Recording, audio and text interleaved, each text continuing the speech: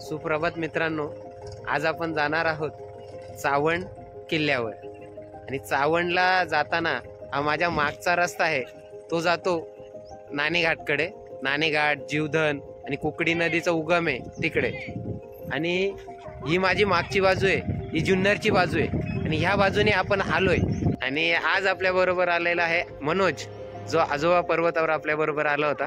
तर चला आपल्या प्रवासाला आपण सुरुवात करूया। हे बघा, हा चावंड किल्ल्याचा बोर्ड लावलेला आहे आणि इकडे आपण जाणार आहोत। पुढे एक हॉटेल आहे, तिकडे आपण गाडी पार्क करणार आहोत आणि पुढे जाणार आहोत।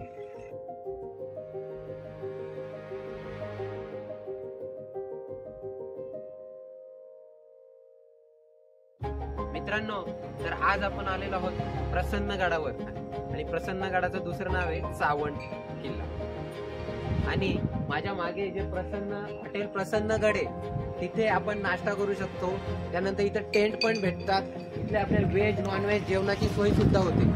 आणि या हॉटेलच्या मागच्या साईडला आपण गाडी सुद्धा पार्क करू शकतो। आणि हे बघा, त्यांचे मारुती उतळे आहेत, त्यांचे नंबर पण इथे दिलेले आहेत आपल्याला। इथे राहण्याची उत्तम अशी सोय होते। आणि आपण पुढे जाणार आहोत। पुढचा जो आंबा आहे, आंब्याच्या बाजूने जो वर उजव्या साईडला वर जाणारा रस्ता आहे, तर तिथून आपण जाणार आहोत गडावर। आणि लक्षात ठेवा, इथेच पाण्याची सोय होऊ शकते, पुढे पाण्याची सोय होऊ शकत नाही, म्हणून शक्यतो इथूनच पाणी वर घेऊन जा। हे बघा मित्रांनो, इथे आल्यानंतर हा बोर्ड लावलेला आहे, किल्ल्यावर जाण्याचा मार्ग आहे। आणि हा जो चावंड किल्ला आहे तो पुणे जिल्ह्यात आहे आणि पुणे जिल्ह्यातील जुन्नर तालुक्यात आहे। जुन्नर पासून 10 किलोमीटर अंतरावर हा किल्ला आहे। आणि याच परिसरात नाणेघाट, जीवधन हे किल्ले येतात। आणि जर पाहिला, पुण्यापासून जवळजवळ 110 किलोमीटर आहे आणि मुंबई पासून 170 किलोमीटर अंतरावर आहे।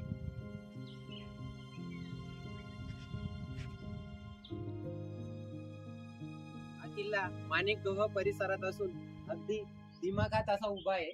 आणि माझ्या मागे टॉयलेटची सोय केलेली आहे पुरुषांसाठी आणि महिलांसाठी। आणि हे बघा, वन विभागाने असे चावंड किल्ल्याविषयी माहिती लावलेली आहे। बघा, फॉरेस्ट विभागाने आजूबाजूच्या परिसरावर लक्ष ठेवण्यासाठी अशा चौक्या तयार केलेल्या आहेत। आणि या किल्ल्याला झुंड असे सुद्धा संबोधित केलं जात होतं जुन्या काळी।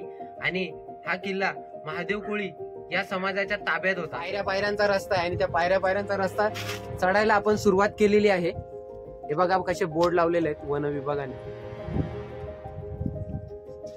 हे बघा।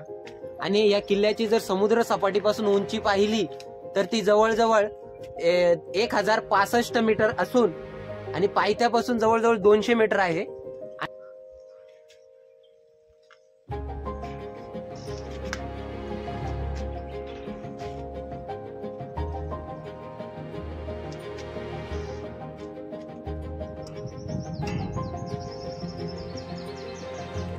या किल्ल्याला वेगवेगळ्या काळात वेगवेगळे नाव होते।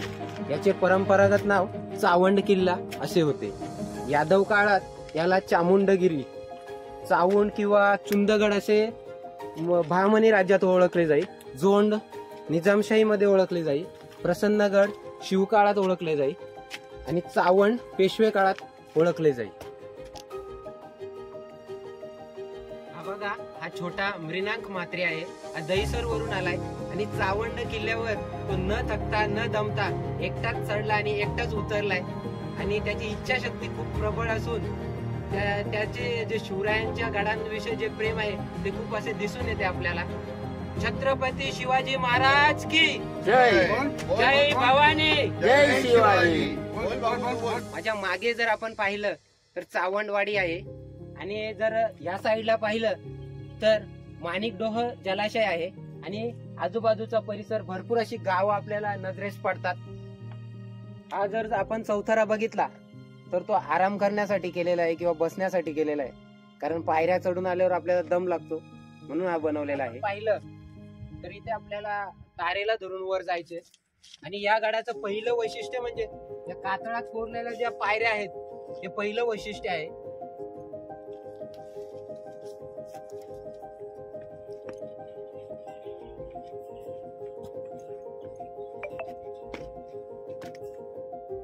जर आपण ही पायऱ्यांची रचना बघितली तर हडसर किल्ल्यावर सुद्धा अशाच पायऱ्यांची रचना आहे.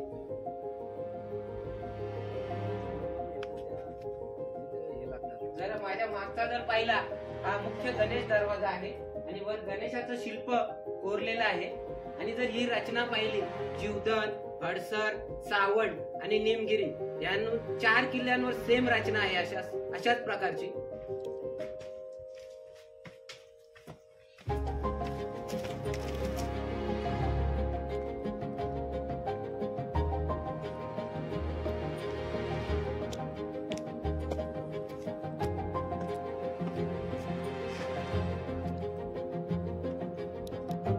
बाजूला जर आपण पाहिलं तर ही तोफ आहे आणि शत्रूवर मारा करण्यासाठी, खालून येणारा शत्रू आहे त्यावर मारा करण्यासाठी अशी बसवलेली आहे.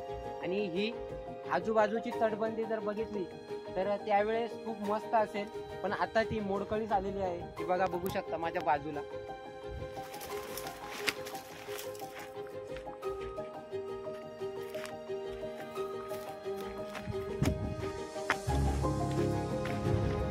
आपण पाहिलं तर हा पूर्ण असा वाडा आहे आणि वाड्याचं बांधकाम पण आपण बघू शकतो. वाड्याचं बांधकाम हे मोडकळीस आलेलं आहे, भग्न अवस्थेत आहे वाडा. बघू शकता माझ्या मागे पण तुम्ही. हे बघा, हे गडावरचं पहिलं पाण्याचं टाका आहे आणि 1672-73 मध्ये मराठ्यांनी हा किल्ला स्वराज्यात सामील केला. आणि स्वराज्यात सामील केल्यानंतर छत्रपती शिवाजी महाराजांनी याचं नाव प्रसन्नगड असे ठेवले.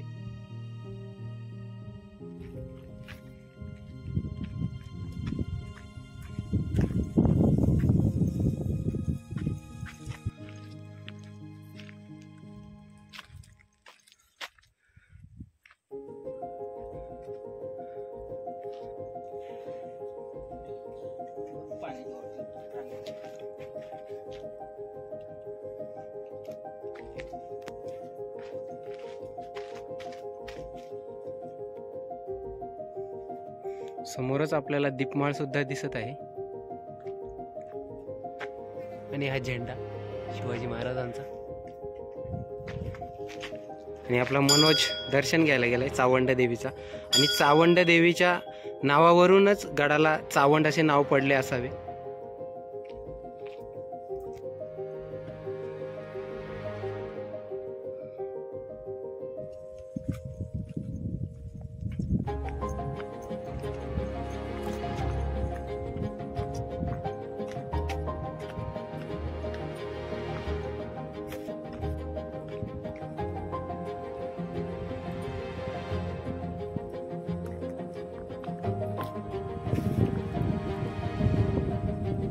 पाहिलं तर त्या काळातली शौचालयाची रचना आपण बघू शकता. जर माझ्या बाजूला पाहिलं या साईडला तर हे शिवमंदिर आहे आणि जी शिवपिंड आहे त्याची झीज झालेली आहे आणि जे नंदी महाराज आहेत त्याची सुद्धा झीज झालेली आहे. हे पाहिलं, हे बघा, सुंदर असं नक्षीकाम आहे इथं बघू शकता. आणि मंदिर हे मोडकळीस आलेल्या अवस्थेत आहे. इथे बघा, ही तोफ सुद्धा आहे.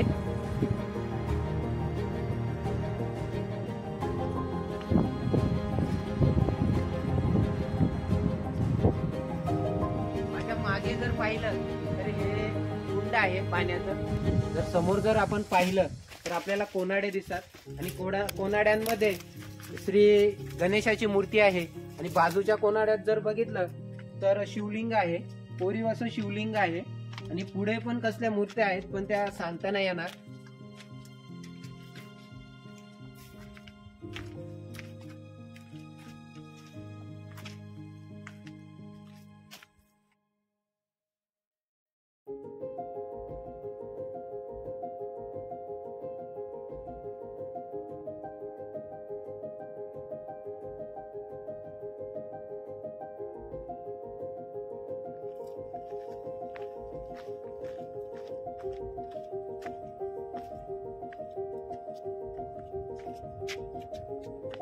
या गडाचं दुसरं वैशिष्ट्य म्हणजे हे माझ्या मागचं असणार सप्त तलाव. आणि या सप्त तलावाचा संबंध सप्त मातृकांशी येतो.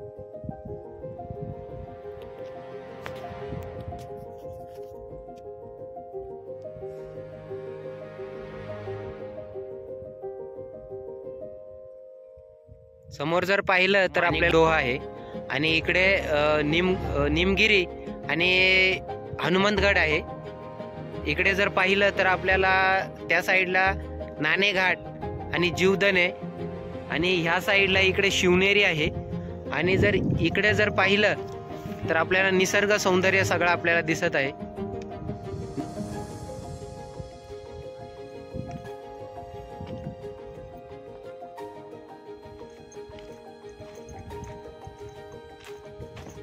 हा बघा समोरच आपल्या लेणी समूह कसा कोरलेला आहे.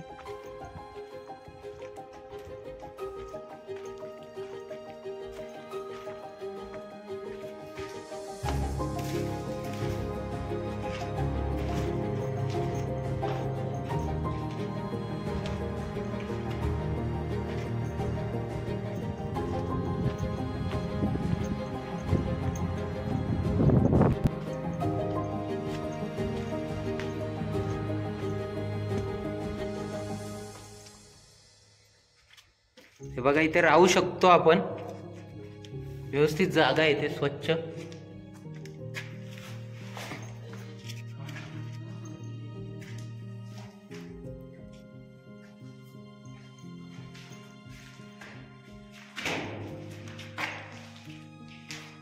हे बघा खाली आपल्याला खंदक दिसतात खोदलेले. इकडे सुद्धा एक आहे.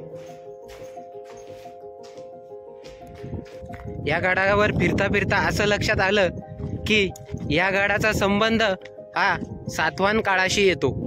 1482 ते 1489 या काळात निजामशाहीचा संस्थापक मलिक अहमद याने बहामनी सत्तेकडून हा किल्ला जिंकून घेतला. या किल्ल्याचा संबंध शहाजी राजांशी सुद्धा येतो. या दगडींकडे पाहिल्यावर असं वाटतंय की या ठिकाणी हल्ला झालाय आणि 1 मे 1818 रोजी इंग्रजांनी इथे हल्ला केला होता आणि हा किल्ला संपूर्ण नायनाट करण्याचा प्रयत्न केला, पण तो त्यांचा प्रयत्न फसला. आणि ह्या काहीतरी वास्तू वाटतात मला, भग्न अवस्थेत दिसतात बघा या दगडींवरून असं वाटतंय.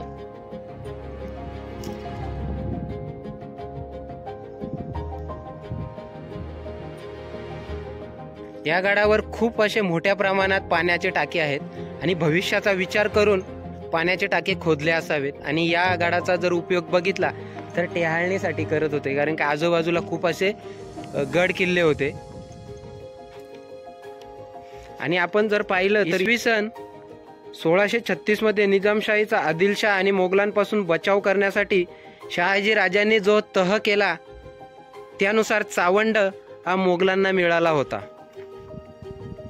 किल्ल्यावर जर पाण्याची सोय बघता खूप मोठ्या प्रमाणात राबता असावा जुन्या काळी. या किल्ल्याचा आपण उपयोग जर पाहिला तर राजकैदी ठेवण्यासाठी करत असत आणि माधवराव पेशवे यांच्या काळात सुद्धा कैद्यांसाठी होता. तर आपण जर पाहिलं तर नाना फडणवीस यांनी दुसऱ्या बाजीरावास काही काळ या गडावर कैद केले होते. अशा रीतीने आपला पूर्ण गडाचा प्रवास झालेला आहे आणि आपल्या परतीच्या प्रवासाला सुरुवात केलेली आहे आपण.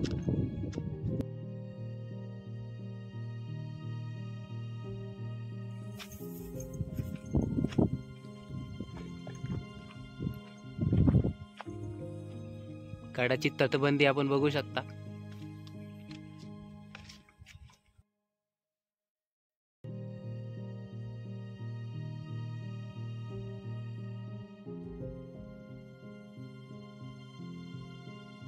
अशा रीतीने आपल्या चावंड गडाचा प्रवास हा पूर्ण झालेला आहे. आणि जर आपणास व्हिडिओ आवडल्यास लाईक करा, शेअर करा आणि सर्वात महत्त्वाची गोष्ट म्हणजे सबस्क्राईब करायला विसरू नका.